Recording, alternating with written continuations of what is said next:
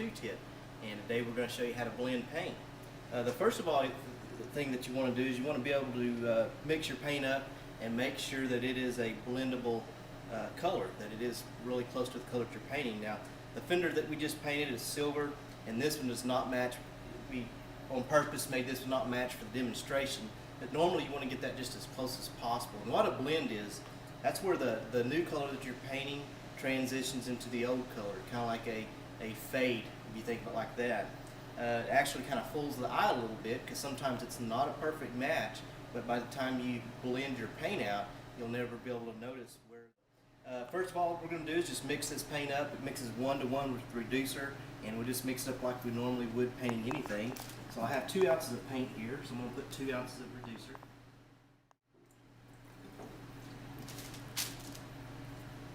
I'm going to stir it up. Now it's ready to put it in the gun and spray. Okay, we've got the paint mixed up, we've got it reduced and ready to spray. We're just going to show you, this is the fender that we're going to be painting, we're going to be blending into, and this is the color we're going to use. You can tell it's quite a bit darker, but we're doing that, on purpose to demonstrate how to blend. And like I've mentioned, blending is just basically, let's say we're painting this fender, and maybe we had a door here, and if you just painted just this fender, not the door, that would be called a butt match, and sometimes that's hard to achieve a color match that way. So what we do is we'd paint this fender and then blend into the door. But for this purpose, we're just going to show you how to blend into this fender, we'll paint this edge, and then we will blend the paint into the existing paint. I'm going to lay some tape right here just to kind of demonstrate the difference in the color. I'll just put it right on the edge here. And then I'm going to go ahead and put a stripe along this fender. I'll put it right here so we can see how the transition works.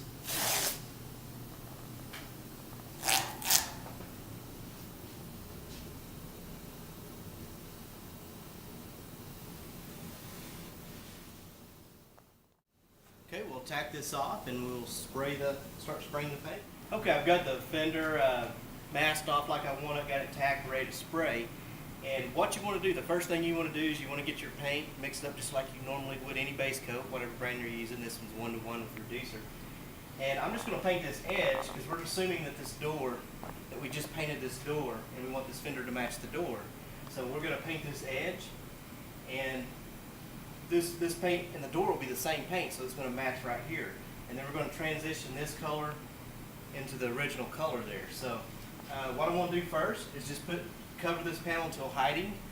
What I mean by that is put enough paint on there until you cover the tape or whatever. If you had primer here, you'd want to cover the primer. And by the way, whenever we're doing just one panel like this is called blending within the panel.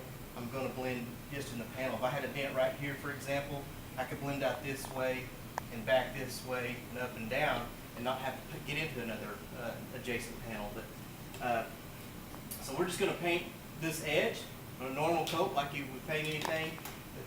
Probably just paint about 6 to 8 inches.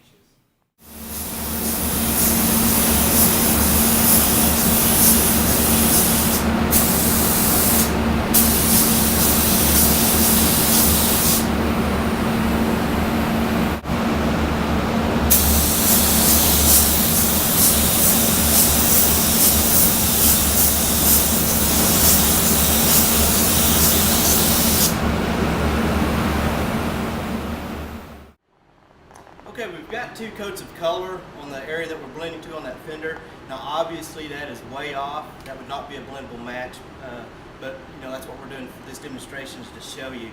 But the next thing you would do when you're blending, especially with high metallic colors as silver like we're shooting, is you're going to mix the paint in with some clear. It's not like your clear coat. What this is basically a base coat, just like the paint that you're shooting, but it has no pigment in it. So it's a base coat with no color. And what you're going to do with this, since it is a base coat, you're going to mix it up 1-to-1 with the reducer, just like you would with your paint. So we're going to mix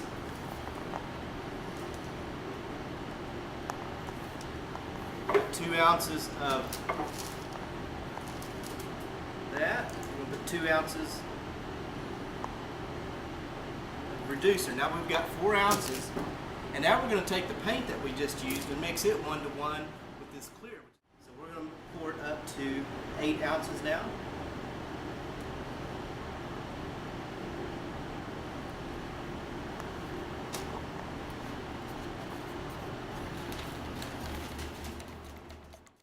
And now we're going to extend the blend out a little further with this. That'll help blend the color.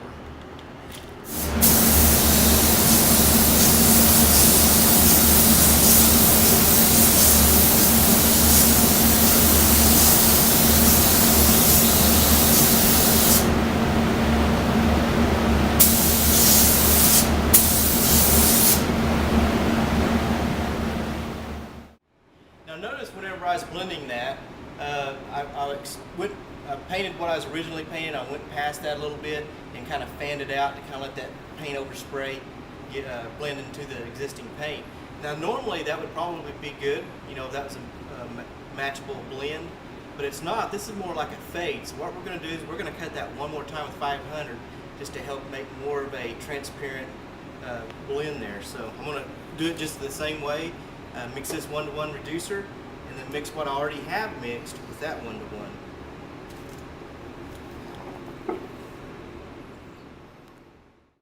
Now the paint is even more transparent.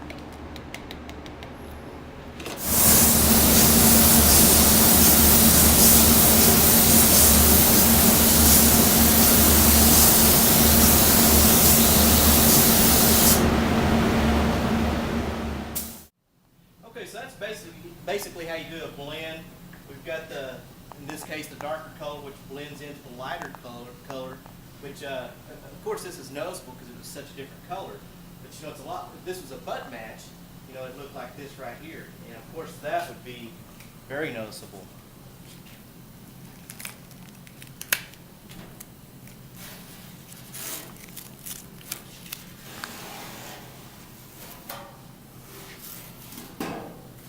And now this kind of demonstrates, you know, this is the exact same color as this is, and you can kind of see how the blend transitions from the darker color into the lighter color. So that's kind of covers blending. And now what we do is we'll clear coat the entire panel, and then, you know, it would be ready.